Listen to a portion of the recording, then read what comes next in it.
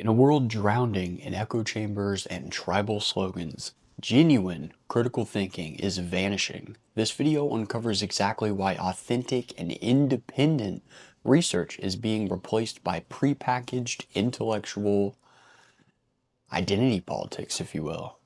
It's absolute nonsense, and AI is going to make this even worse, guys. If you think it's bad now, just wait. It'll get exceptionally worse. And what do I mean? I mean that no one has any critical thinking skills anymore. No one thinks for themselves. They just simply regurgitate something that they have been told by someone that seemingly knows what they're talking about. But that is the definition of an echo chamber. You can't say things that you don't know. I mean, you can, but that leads to nothing but a diluted intellectual universe. It's delusion, in fact. Men and women are equal. Yeah, of course we're equal, but in what way? Are we equal in intelligence? Possibly. I think women might be potentially smarter. In fact, if you look at a graph, men's intelligence usually is on a bell curve, while the female intelligence is typically stagnated around 100, which is basically pretty average. Now, are there deviations to this? Sure, but no one does their own scientific investigation anymore. Now, are men and women equal in strength? Of course not. Are there outliers? Yeah, there are outliers. There's men that are 70 pounds soaking wet, and there are women that can lift trucks. It doesn't mean that that is the norm. And that, in fact, is the problem. That's exactly what's wrong with this new world we live in. And furthermore, we're not actually doing any investigation into our claims. We're just simply regurgitating something that we saw online. When's the last time you actually investigated something that you were fascinated about? Of course not. Of course you didn't. You typed it into ChatGPT, and that's why OpenAI, ChatGPT, Claude, Perplexity, Grok, these systems are going to be the new way that tribal knowledge is held and dispensed out to humans. And so we have to be very, very careful with how we go about distilling this data, because it's going to be the end-all be-all of human knowledge. And knowledge is very, very powerful. And when it's corrupted or twisted, it's similarly very powerful, but it's used to promote people's interests. And what I mean by that is by saying, for instance, I could lie to you right now. I could type into Grok, which probably won't say this, but in the future they could change it. Let me give you an example. I type into Grok, is now a great time to buy a house? Or mortgages justified? The price of a mortgage. And they'll say, yeah, of course, it's a great time to buy a house, when really they're just being paid off by the builders and by the big institutions that will profit off this, like the big banks. They don't actually take into account all the factual data and give you any sort of analysis based on fact. They just tell you what you want to hear. It's almost like one of those myths that constantly get passed around, such as you only use 10% of your brain. It's not true. It's absolutely not true. But yet people don't take the time to actually find out for themselves the answers to the questions that they ask these artificially intelligent systems. And that's going to turn off the part of the human brain that thinks critically. What, your prefrontal cortex? That's probably, throughout our history going forward, over evolution of course, a very long time, it's going to shrink because we're not using it. Just like other aspects of the human anatomy has morphed as we either use it more or don't use it at all. It's going to change us, and it's going to change us instantaneously based on simply how we go about living our daily lives. I urge you to actually think critically. You know that saying, if you don't use it, you lose it? Unlike the myth about using only 10% of your brain, if you don't use your brain, you will lose it. You will lose it. That's actually a fact. And yet no one talks about that because they want you to listen to them and make them the arbiter of information. Because if they can control information, they can control you, and they can control me, and they can control society as a whole. This gap of critical thinking is going to be a burden on all of us, if not tackled right now. We have to get rid of these artificially intelligent systems because although it's great, we at least need a way of counteracting it with checks and balances.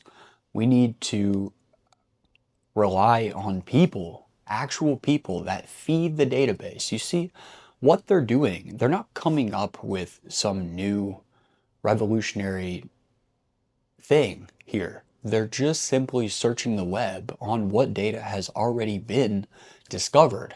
They're not reinventing the wheel. They're just figuring out the blueprints. And it's the blueprints that humans had put on the internet. And that is the massive problem here, is because we rely on these things as if they're a technological god, but they're not. They're just able to sift through data very quickly when it would take someone like me or you a very long time because we would have to do our own research. We'd have to type in bang, bang, bang. We'd have to think to ourselves. And that's the whole point, guys. These systems are not your friend. They're not your friend. Furthermore, they're going to take a lot of jobs, but that's beside the point. We're not talking about what they're going to do to the job market or what they're going to do to the income gap. We're just simply talking about the fact that they are going to take away your critical faculties, and they will. And that's just inevitable. Do I know how to fix that? No, because humans are lazy, and humans want things quickly, and humans don't necessarily do their own checks on facts that they read online. They don't think to themselves like a scientist would. Why am I wrong? Let me try to prove that something that I find very dear to me and am very happy that this thing is true. Let me find out if it's false. Let me be a devil's advocate to my own held belief or theory. We don't do that. We will double down and try to back things up. It's almost in our human nature to do so. This is my hill that I'm going to die on. And that's the problem. These data centers will take advantage of that in order to manipulate our economy and our culture and how we move and our politics especially. You'll see in the future, now that these big AI partners have decided to cozy up next to the government will take control of these and they will say, hey, I need you to put out this. And they will. They'll cram it down your throat until you believe it. Just like they did with the Hunter Biden laptop thing. And if you guys don't remember, which you should, there was a laptop that was dropped off supposedly by Hunter Biden, which is Joe Biden's son. And there was a bunch of crazy shit on there. It wasn't like it was stolen. It was in fact eventually just almost wiped. It was almost going to be wiped because he never came to pick it up. It was a repair shop. It was a normal guy's kind of odd, but he's not I guess mischievous in any way. Like he wasn't doing this for any sort of agenda or outcome. He just owned a laptop repair shop. And Hunter Biden walked in, wanted a laptop to be fixed or repaired, and he never came back to get it. And so the protocol is eventually they will go through the laptop, wipe it, and then resell it to make their profit because he never came back to pay for it.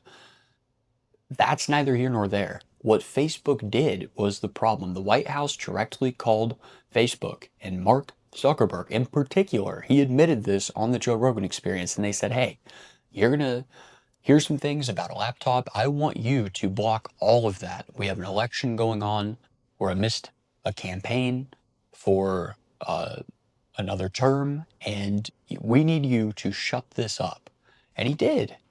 And he now admits, they shifted because Trump is in office. He can wave that flag around while he's wakeboarding out wherever the fuck he is and just act like he's pro America. But the fact that he did that still stands. He did that. Facebook did that.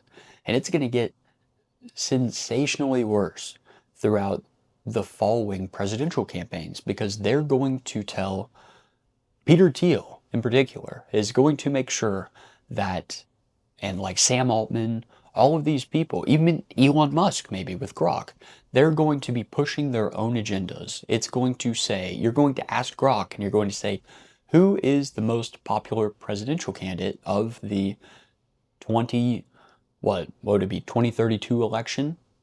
Presidential election. Hopefully that's the right year. Let me see. Whatever. Doesn't matter. Let's say 2028.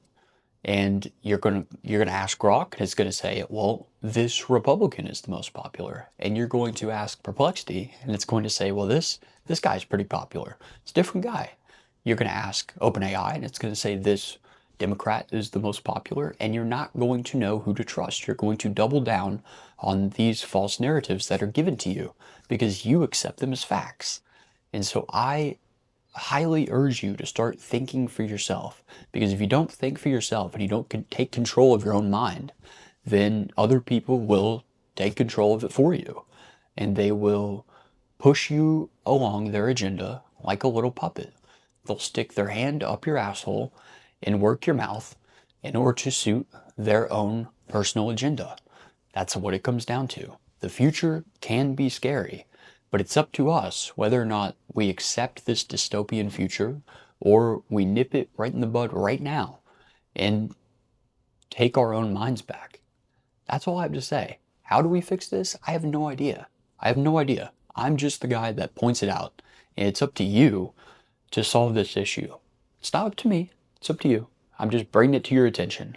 So what we do with that information, I can't tell you. I just know that I could see this coming from a mile away.